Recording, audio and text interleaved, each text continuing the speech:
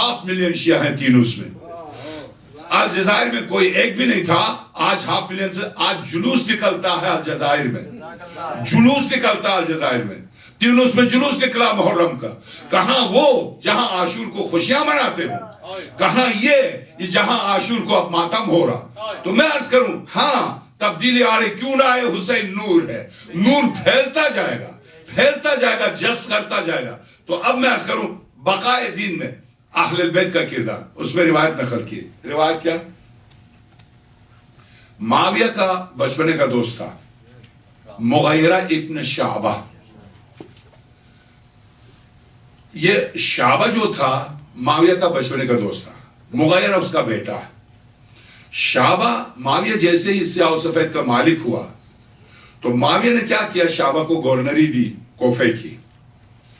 مغیرہ کہتا میں اور میرے باپ دونوں گئے شام ملنے کے لیے, معاویہ سے ملنے گئے. رات کو جب سب ملاقاتی آ کر ملاقات کر کے چلے جاتے تھے تو میرا چونکہ بچپنے کے دوست تھے 12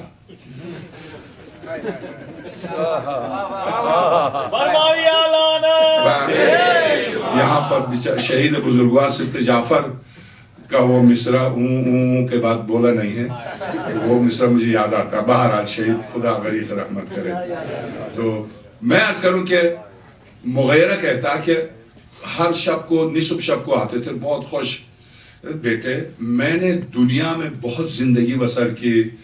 ترکیہ تک, یورپ کہتے ہیں, ترکیہ اور شام دونوں کو یورپ کہتے تھے. میں یورپ تک گیا ہوں, میں ایران گیا ہوں, میں شہنشاہوں کے درباروں میں گیا ہوں. ایسا ذہین و عقل مند انسان میں نے کبھی نہیں دیکھا. معاویہ کو اتنی ذہانت خدا نے دی, اتنا ذہین ہے, تعریف کرتے کرتے تھکتا نہیں تھا.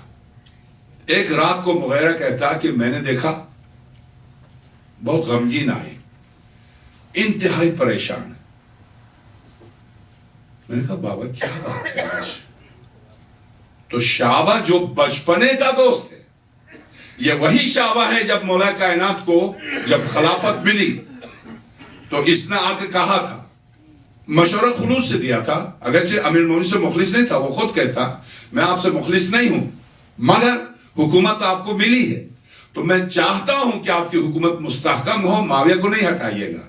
میں اس کے مزاج سے بچپنے کا دوست ہوں, مزاج سے واقف ہوں, اس کو ابھی رہنے دیں. تو امیر المومنین نے فرمایا کیا تو مجھے ضمانت دے سکتا ہے اس بات کی کہ خدا جس وقت مجھ سے پوچھے گا اے علی تو میرا نمائندہ تھا زمین پر, تو حکومت کے لیے نہیں تھا, حکومت تیرے لیے تھی. تو حکومت کا محتاج نہیں تھا, حکومت تیرے محتاج تھی. تو میرے عدل کو نافذ کرنے کے لیے حکومت پر آیا تھا, نہ کہ کسی اور چیز کے لیے. تو اس وقت خدا جب مجھ سے پوچھے گا کیا اتنی مہلت ملے گی, زندگی مجھے مہلت دے گی کہ جب حالات بالکل صحیح ہوں تو مجھے میں اس کو ہٹا لوں. نہیں, علی نے حکومت لی اس لیے کہ مجرم کو علی کی حکومت میں گنجائش نہیں ہے. میں نہیں رہنے دوں گا, چاہے میری حکومت رہے نہ رہے, مجھے مانے نہ مانے. تو خیر اس نے اپنے طور پر مشورہ خلوص سے دیا تھا. خود امیر المومنین نے شکریہ بھی ادا کیا کہ تم نے خلوص سے مشورہ دیا, میں تمہارے مشورے کا مشکور ہوں, مگر میں اس طرح سے کوئی دنیاوی حکمران نہیں ہوں جو حکومت کے لیے تڑپتے ہیں. یہ حکومت میرے لیے تڑپتی ہے, میں حکومت کے لیے نہیں تڑپتا ہوں. جس حکومت کی قدر و قیمت میری ٹوٹی ہوئی جوتی سے کم ہو, اس حکومت کو لے کے مجھے کیا کرنا. عدل الہی کے نفاذ کے لیے میں نے اس کو سنبھالا, نہ کوٹھیاں بنانے کے لیے, نہ بلڈنگیں بنانے کے لیے. عثمان جب مرا تھا تو کتنے غلام چھوڑ کے گیا, 5,000. یہ کہاں سے آئے؟ عثمان جب مرا تھا تو کتنے سونے کی اینٹیں چھوڑ کے گیا تھا, کتنے, یعنی ٹنوں کے حساب سے سونا چھوڑ کے گیا تھا. یہ کہاں سے آیا, کس کا تھا, یہ اوپر سے آیا تھا؟ نہیں. جب شہادت ہوئی امیر المومنین کی, امام حسن مجتبیٰ نے فرمایا 800 درہم رہ گئے تھے, 800 درہم. ایک غلام خریدنا چاہتا, پورا مشور ہونے لگا. معاویہ نے پوچھا امیر المومنین کے ایک مخلص سے, زرار ان کا نام تھا, 2 بیٹے ان کے جنگ صفین میں مولا کائنات کی صف میں شہید ہوئے تھے. جب امام حسن مجتبیٰ نے صلح کر لی تو زرار شام گیا. معاویہ نے پوچھا, معاویہ کو پتا تھا کہ زرار بہت ہی مخلص سے مولا کائنات. تو زرار علی کیسے تھے؟ تو زرار نے کہا معاویہ علی ایسے ہی تھے جیسے پیغمبر تھے. معاویہ میں تم سے اب زرار کی آنکھوں میں آنسو آئے تو معاویہ سمجھ گیا روتے ہو. ہاں روتا ہوں, اس طرح سے روتا ہوں جیسے جوان کے جنازے پر ضعیف ماں روتی ہے. میں علی کی جدائی میں اس طرح سے روتا ہوں. معاویہ سے علی کس طرح سے تھے؟ ہاں معاویہ جب عبادت کرتے تھے تو ایسا لگتا تھا سب سے کمزور ترین انسان یہی ہے. جب میدان شجاعت میں آتے تھے تو ایسا لگتا تھا انسان نہیں خدائی ہاتھ چل رہا ہے. تو زرار نے تعریف کی. اس کے بعد مسجد کا واقعہ بتایا کہ میں نے اپنی آنکھوں سے دیکھا محراب میں تڑپ کر روتے ہوئے. معاویہ کی آنکھوں سے آنسو نکلے. اس نے کہا کہ واقعاً علی ایسے ہی تھے. تو امیر المومنین صلوات اللہ علیہ نے فرمایا اس میں یہ شعبہ کے بارے میں عرض کر رہا تھا. شعبہ مغیرہ کہتا جب میرا باپ آیا معاویہ کے پاس سے, کہا چہرہ اترا ہوا. میں نے کہا بابا کیا بات ہے, کیا خدا نہ خواستہ کوئی پریشانی؟ کہا بیٹے دنیا کے خبیث ترین انسان کے پاس سے آ رہا ہوں. میں نے کہا بابا کون, کس کے پاس سے آ رہے ہیں؟ ہر رات کو آ کے جس کی تعریفوں کے پل باندھتے تھے. کیا معاویہ؟ جی ہاں معاویہ بیٹے. اور کون؟ میں نے کہا بابا کیوں, خبیث ترین انسان کیوں؟ تو کہنے لگے بیٹے مجھے پتا نہیں تھا, اندر کا مجھے نہیں پتا تھا. جب سب جا چکے درباری تنہا تھا وہ. میں نے کہا دیکھیے علی سے خوف تھا وہ چلے گئے, حسن سے خوف تھا وہ بھی چلے گئے, حسین کا تجھ سے کوئی معاملہ ہے نہیں, وہ اپنے نانا کے روزے پر ہے. بنو ہاشم انتہائی سختی میں ہیں, تو نے ان کے خمس پر بھی قبضہ کر لیا, شہزادی کے فدق بھی تم لوگوں نے چھینا, ان کی حالت اقتصادی بہت خراب ہے. اگر تم ان کی مدد کرو تو دنیا تو مل ہی گئی ہے, آخرت بھی مل جائے گی. میں نے جب معاویہ کو یہ مشورہ دیا تو معاویہ نے کہا ثقلت کا امک, تیری ماں تیرے غم میں روئے, مجھے مشورہ دے رہا کہ میں بنو ہاشم کی مدد کروں, تجھے نہیں پتا کیا مطلب؟ اس خبیث نے کیا کہا سرور کائنات کی ذات مقدس کی توہین کرتے ہوئے؟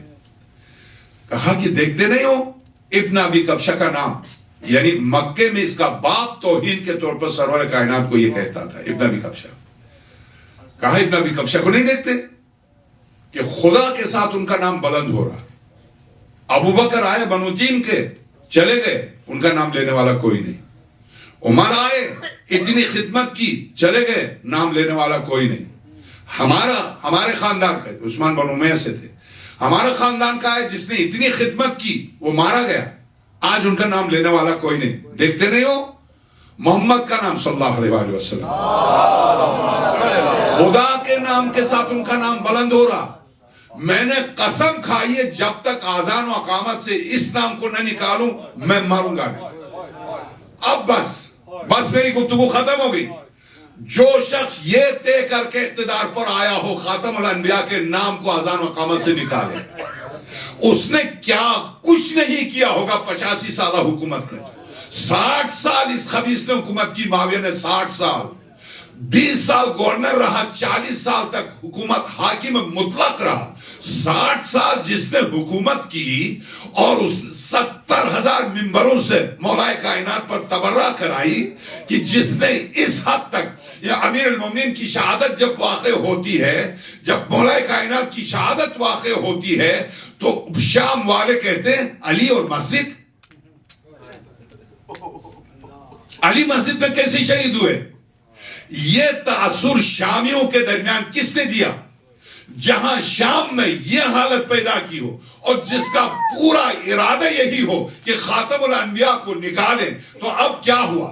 بنوئے جب شرف عثمان کے گورنر 10 دفعہ عثمان کے گورنروں کے خلاف جب آتے تھے شکایت لے کر, تو عثمان سے کہا, امیر المومنین صلی اللہ علیہ نے مشورہ دیا کہ تو رہ لے حکومت پر, مگر جب یہ شکایت لے کے آتے گورنر کو ہٹا دے, دوسرا بنا لے, تجھے کیا فرق پڑتا؟ نہیں, میں ایسا نہیں کروں گا یا علی. نہیں کیا. آخر جس اجماع نے ان کو خلیفہ بنایا تھا اسی اجماع نے ان کو قتل کیا. تو اگر اجماع حجت ہے تو خلیفہ بنانے میں جو اجماع حجت ہے قتل میں بھی تو وہی حجت ہے. وہ بھی تو اصحاب تھے جنہوں نے ان کو قتل کیا. تو میرے عزیز کیا کس مکتب ہو, کس مذہب ہو, کس اصول کی بنیاد پر صرف آل رسول کے گھر سے سرور کائنات کی وراثت کو چھیننا تھا؟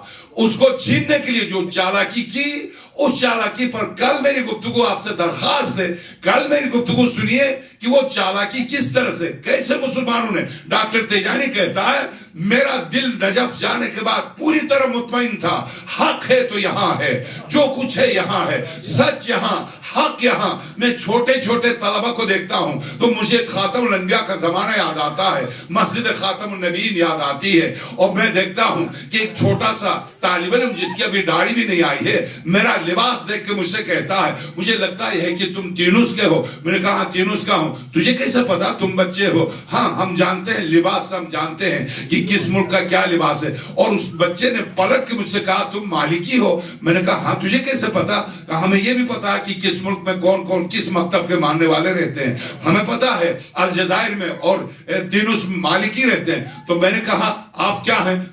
آپ کو پتا میں شیعہ ہوں, میں جعفری ہوں. تو اس بچے نے مجھ سے کہا کہ تم مالکی ہو, مالک کو مرے ہوئے 1300 سال ہو گئے.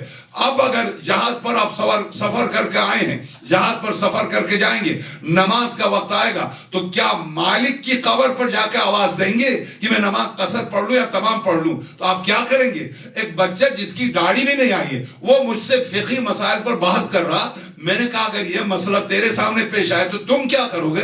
میں نے اس بچے نے کہا میں تو آیت اللہ خوئی سے پوچھوں گا, میرا مرجع مجتہد موجود ہے, تیرا تو کوئی مجتہد ہے نہیں. 1300 سال پہلے تیرا مجتہد مر گیا, کیا قبر کے کنارے جا کے آواز دو گے؟ ابو حنیفہ کی قبر پر آواز دو گے؟ امام مالک کی قبر پر آواز دو گے؟ میرا مجتہد تو زندہ ہے, موجود ہے. اس بچے نے مجھ پی ایچ ڈی کو ایسے گھیرا, میں بچ کے نکلنے کی کوشش کر رہا تھا, وہ بچہ بھی سمجھ گیا مجھے بچنے کی اجازت ہی نہیں دے رہا تھا. تو وہیں پر میں سمجھ گیا تھا میں حق ہے تو یہیں پر ہے. میں نے کس طرح سے 85 سال کے درمیان دین کو الٹ کے رکھ دیا تھا, دین کو الٹ کے رکھ دیا تھا. واقعی کربلا کے بعد اب میں آپ سے عرض کروں کہ ایک عجیب ترین گفتگو شاید آپ کے لیے عجیب ہو, شاید آپ کے لیے عجیب ہو, مگر ایک حقیقت ہے. جنگ صفین میں مولائے کائنات نے معاویہ سے جنگ کی. جنگ کا فیصلہ نہیں ہو سکا.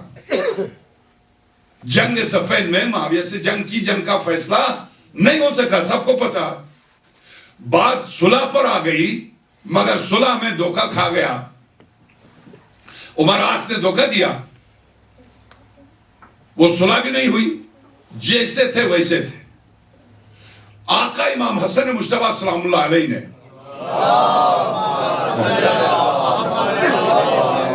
صلح کر لی.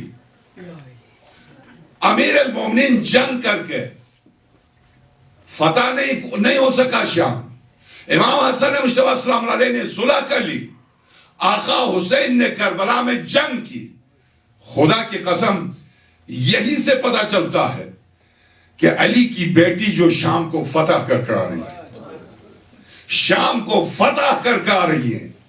اب جو آ رہی ہیں قیدی بن کے نہیں آ رہی ہیں, کارواں لے کے آ رہی ہیں, کارواں حسینی لے کے آ رہی ہیں. زینب قسم بخدا شہزادی کی اس سیرت و اس کردار پر شہید بزرگوار مطہری نے ایک معرکۃ الآراء تقریر کی ہے. میں اس وقت چونکہ میرے لیے مسائب کے لیے خاص طور سے خواہش کی گئی ہے, میں وہی مسائل آپ کی خدمت میں پیش کروں گا. اور چونکہ جب خواہش ہوتی ہے تو میری بھی ذمہ داری ہوتی ہے اس خواہش کی تکمیل کروں. میں آپ سے عرض کروں, یاد رکھیے میں نے شروع میں تقریر کے بیچ میں عرض کیا تھا, شہید یعنی جو راہ خدا میں کٹ جاتا اسے شہید کہتے ہیں. شہید کیوں کہتے ہیں؟ شہید اسماء الہی میں سے, اسماء حسنہ میں سے. شہید کیوں کہتے ہیں؟ انسان جب اپنی مختصر سی زندگی بارگاہ الہی میں پیش کرتا ہے تو اس کے اسم میں تبدیل ہو جاتا ہے, اس کے نام میں تبدیل ہو جاتا ہے. وہ کائنات کا گواہ بنتا ہے. شہید کے معنی گواہ, وہ کائنات کا گواہ بنتا. نہ صرف گواہ بلکہ مدد کرتا ہے, لوگوں کی مدد کرتا ہے. جسم مثالی کی صورت میں وہ لوگوں کی مدد کرتا ہے, اور جسم مثالی خواہ غیر شہید یا شہید دونوں کے لیے جسم مثالی. میں اس وقت چونکہ میرا ہدف صرف اور صرف باب الحوائج ابو الفضل عباس سلام اللہ علیہ ہیں, روحی والوار العالمین اللہ الفدا, اس امیر المومنین کے اس نور اور اس جلال و جمال علی کے جامع اوصاف آقا باب الحوائج کے سلسلے میں مسائب پورے کے پورے مسائب پڑھنے سے میں قاصر ہوں، میں معذرت خواہ ہوں، چونکہ میں جب مسائب پڑھنا شروع کرتا ہوں تو میری ہمت نہیں ہوتی ہے کہ اس جلال و عظمت کے مالک، اس امیر المومنین کے باعث افتخار اس لال پر میں صرف چند ایسے فضائل بیان کروں گا کہ جو خود بخود مسائب میں تبدیل ہو جائیں گے۔ ابھی میں 10 سال پہلے ایران گیا تھا، ایک کتاب میں نے دیکھی کرامات العباس، وہ کتاب میں نے اٹھائی، کتاب لے کر آیا، اس میں باب الحوائج کے اس وقت کیوں جاتے ہیں 40 ملین انسان پاگل ہے، دیوانے ہیں، اور یہ میں نے عرض کیا ہندو، پارسی، یہودی، عیسائی 40 ملین انسان کیوں جاتے ہیں؟ یہ تو ایک دن میں، سال میں 100 سے 200 ملین لوگ جاتے ہیں، یہ کیوں جاتے ہیں اس دروازے پر؟ کرامات العباس، اس میں بالکل پہلے صفحے پر دیا ہے، ایک عیسائی تھا تہران میں، ٹرک چلاتا تھا، بابل سے مشہد کی طرف ٹرک لے کے جا رہا تھا، ٹرک کے اوپر لوہا لدا ہوا، جب اوپر سے پہاڑوں سے نیچے کی طرف جا رہا تھا تو اس کا ٹرک کے بریک ٹوٹ گئے، جیسے بریک ٹوٹ گئے تو ٹرک چلا روڈ سے نکل کے باہر، نیچے کھائی تھی، کھائی میں گر جاتا تو نہ ٹرک ملتا نہ وہ ڈرائیور ملتا، کچھ نہیں ملتا، ٹکڑے ٹکڑے ہو جاتا۔ اس نے حضرت مریم کو پکارا، چونکہ عیسائی تھا، آذربائیجان کا تھا، تہران میں رہ رہا تھا، اس نے حضرت عیسیٰ کو پکارا، حضرت مریم کو پکارا، ابھی کا واقعہ ہے، یعنی 10-11 سال پرانا، کوئی قدیم واقعہ نہیں عرض کر رہا ہوں۔ اس نے حضرت مریم اور حضرت عیسیٰ کو پکارا، دیکھا نہیں کچھ نہیں۔ اب پہیے جب باہر نکلے، بے ساختہ اس کی زبان سے نکلا یا ابو الفضل، اے ابو الفضل۔ اس کی وجہ جس محلے میں پلا پڑا تھا تہران میں، تو ایرانیوں کا ایک عقیدہ ہے، ہم پاکستانی اور انڈین کیا کرتے ہیں؟ مصیبت کے وقت یا علی کہتے ہیں، وہ کیا کرتے ہیں؟ ایرانی کہتے ہیں نہیں، علی نے ایک لال کو پالا ہے خاص طور سے کائنات کی مدد کے لیے، جب علی نے عباس کو پالا ہی میری مدد کے لیے تو میں عباس کو کیوں نہ پکاروں؟ وہ اپنے عقیدے کے مطابق وہ سب سے پہلے حضرت عباس کو پکارتے ہیں، اور سخت ترین تکلیف میں شہزادی کونین کو پکارتے ہیں، یا زہرا۔ تو اب اس نے وہ جیسے اس کی زبان سے نکلا یا ابو الفضل تو ٹرک رکا وہی، وہ کہتا میں ٹرک سے باہر نکلا، یہ اصل میں ٹرک لے کے چلا مشہد جا کر، اس وقت بھی موجود ہے آیت اللہ تبسی جو حرم امام رضا السلام اللہ علیہ کے متولی ہیں، ان کے پاس جا کر ان سے کہا میں شیعہ ہونا چاہتا ہوں۔ تو آقا نے پوچھا ان سے کیا تم پڑھے لکھے ہو؟ نہیں میں ان پڑھ ہوں۔ تو کیوں شیعہ ہونا چاہتے ہو؟ تو اس نے کہا میں نے ابو الفضل سے وعدہ کیا۔ تو آقا نے پوچھا تم ابو الفضل کو جانتے ہو؟ کہا نہیں جانتا ہوں۔ تو تم نے ابو الفضل سے وعدہ کیسے کیا؟ تو کہا ابو الفضل سے اس لیے وعدہ کیا کہ انہوں نے میری جان بچائی ہے۔ تو آقا نے کہا کیسے تمہاری جان بچائی؟ کہا آقا اصل میں نہیں جانتا ہوں، میں عیسائی ہوں، تہران کے فلاں محلے میں رہتا ہوں، چونکہ بچپنے میں بچوں کے ساتھ کھیلتے میں وہی پلا پڑا ہوں، جب کوئی بچہ گرتا تھا ماں یا اس کا بھائی یا اس کی بہن آتے تھے تو بچے کو اٹھانے سے پہلے کہتے تھے یا ابو الفضل، میرا بچہ گرا ہے یا ابو الفضل۔ تو چونکہ اسی محلے میں پلا تھا مجھے بھی یاد تھا، مجھے قطعاً میرے وہم و گمان بھی نہیں تھا کہ ابو الفضل کون ہے، کیوں پکارتے ہیں، میں نے اس پر سوچا نہیں تھا۔ پہلی بار میری زبان سے بے ساختہ نکلا یا ابو الفضل، تو میں ٹرک سے نکلا، باہر دیکھا اوپر پہاڑ کے اوپر ایک صرف نور تھا، نور جو مجھے نظر آ رہا، اوپر سے سر ہلا کے مجھ سے کہا تم ٹھیک ہو؟ تو میں نے